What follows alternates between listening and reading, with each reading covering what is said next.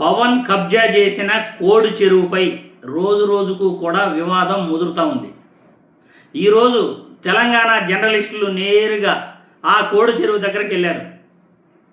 పవన్ భూమి ఉన్నమాట వాస్తవమే. ఆ చెరువులో పవన్తో పాటు ఇంకో అతనికి కూడా భూమి ఉన్నమాట వాస్తవమే.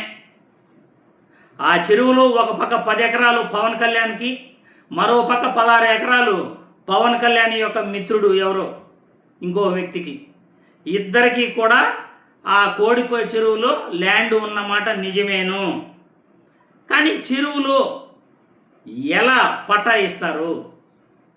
ఏ చెరువులో అయినా పట్టా ఎలా ఇస్తారు? పవన్ కళ్యాణ్ ఆ చెరువు గట్టు పైన కంచి కూడా వేశాడట. ఆ కంచిని కూడా చూపిస్తున్నారు. కంచి కూడా చెరువు గట్టుపైన కంచేసేశారు, వెళ్ళేదానికి దారి లేకుండా చేశారు. అక్కడే బతుకమ్మ జరుగుతుంది, అక్కడే విఘ్నేశుని పూజన చేస్తారు, అక్కడే తెలంగాణ వాళ్ళు సాంప్రదాయబద్ధమైన పండుగలన్నీ కూడా ఆ చెరువు కూడా చేసుకుంటారు. చెరువు పైన కంచి వేయడానికి పవన్ కళ్యాణ్కి ఏ హక్కు ఉంది? చెరువులో భూమి కొనడానికి ఎవరు ఆ భూమిని రిజిస్ట్రేషన్ చేసి ఇచ్చారు? చెరువులో భూమిని ఎలా పట్టా చేసిస్తారు? అసలు పట్టా ఇచ్చిన ఆ ఎంఆర్ఓ ఎవరు? ఆర్డీఓ ఎవరు? ఇవన్నీ కూడా డైరెక్ట్గా తెలంగాణ జర్నలిస్టులంతా కూడా ఆ చెరువు దగ్గరికి వెళ్ళేసి ఈరోజు పవన్ కబ్జా చేసిన ఆ భూమిపై వాస్తవాలను ప్రజలందరికీ మేము తెలియజేస్తాము. సనాతన ధర్మం అంటాడు, నేను భగత్ సింగ్తో సమానం అంటాడు, గాంధీజీతో సమానం అంటాడు, దేశభక్తులతో సమానం అంటాడు, చేగువీరా భక్తుడిని అంటాడు. కానీ ఇటువంటి పనులేంది?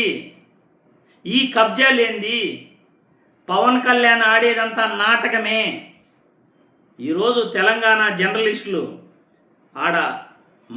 ప్రతి ఒక్కరూ కూడా చూసుంటారు. మీరు ఆ వీడియో ప్రతి ఒక్కరూ చూసుంటారు. ఈ పాటికి సోషల్ మీడియాలో లెక్కలేనన్ని వీడియోలు వస్తున్నాయి. ఒక్కసారి ఈ వీడియో కూడా ఒక్కసారి చూడండి, మీకు చూపియాలనే చూపిస్తున్నాను. ప్రెసెంట్ ఇప్పుడు పవన్ కళ్యాణ్ కబ్జా చేసిన చెరువు ఇక్కడికి 11 ఊళ్ళ పొలాలకి నీళ్లు వెళ్లే వ్యవసాయం చెరువు కూడా మింగేశారు. చెరువు ప్రాంతంలో ఉన్న ఇదే సైట్ సర్వే నెంబర్ 706. సో మేమంతా ఇక్కడికి రావడం జరిగింది. చాలా అంశాలు ఉన్నాయి ఇక్కడ చూడండి. 44 డిగ్రీల టెంపరేచర్ ఇప్పుడు హైదరాబాద్ లో ఉన్నా ఇంకా చెరువులో నీళ్లు కనబడుతున్నాయి. మీరు చూడండి, వాళ్ళ అనుచరులు వస్తారంట.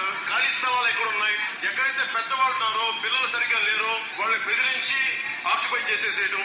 ఇక్కడ పెద్ద కట్ట ఉన్నది.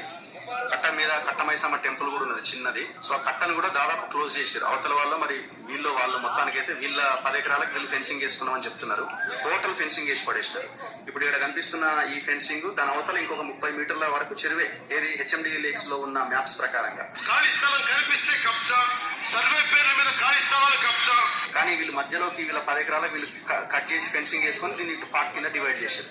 ఎంత ఓపెన్ కబ్జా చూడండి. ఇప్పుడు ఇంట్లో వ్యవసాయం చేస్తున్నాడు, అది చేస్తున్నాడు, ఇది చేస్తున్నాడు. ఈ 10 ఎకరాలు ఎక్కడ వ్యవసాయం కానీ ఇంకోటి అంటే చాలా క్లియర్ గా ఇది రాబోయే రోజుల్లో దీన్ని మరి ఏం చేయబోతున్నారో ఏమో తెలియదు. కానీ చూశారుగా, అసలు చెరువులో భూమి ఇచ్చినోడు ఎవడండి? పట్టా ఇచ్చినోడు. చెరువులో పట్టా ఎలా ఇస్తారు? అది కూడా గవర్నమెంట్ చెరువు అట్ట. అది వీళ్ళు చెప్పుకొచ్చింది వచ్చేసి ప్రైవేట్ చెరువు. అది మేము పట్టా తీసుకున్నాము, కొనుగోలు చేయడం ఏదో చెప్తున్నారు. అదంతా కూడా బోగసే. అది ఆక్యుపైడ్ ల్యాండ్, పక్కాగా గవర్నమెంట్ భూమి, గవర్నమెంట్ చెరువు. అది గవర్నమెంట్ చెరువులో ఆక్యుపై చేశారు. పట్టా ఎలా ఇస్తారు చెరువులో? తెలంగాణ జర్నలిస్టులు వాస్తవాలు ఈరోజు బయట పెడుతున్నారు. వాళ్ళకి సమాధానం చెప్పలేక పవన్ కళ్యాణ్ మనుషులు తడబడటం కూడా వీడియో మీరందరూ చూసుంటారు. ఈరోజు పవన్ కళ్యాణ్ నీతులు చెప్తాడే, జగన్మోహన్ రెడ్డిపై నిందలేస్తాడే, సరస్వతి భూములు పక్కాగా అవి ప్రైవేటు భూములు అని ఎంఆర్ఓ చెప్పినప్పటికి కూడా, వాగులు వంకలు లేనప్పటికి కూడా, చెరువులు లేనప్పటికీ కూడా ఆ భూముల్ని ప్రభుత్వ భూమి, అసైన్డ్ భూమి అని అన్నాడే. ఈరోజు పక్కాగా చెరువులో భూమిని ఎలా పవన్ కళ్యాణ్ పేరుతో ఎలా ఉంది, ఎంత కొనుగోలు చేశాడు, ఎలా కొనుగోలు చేశాడు, ఈ వివరాలన్నీ కూడా ఇప్పుడు జనాల ముందు పెట్టాలి పవన్ కళ్యాణ్.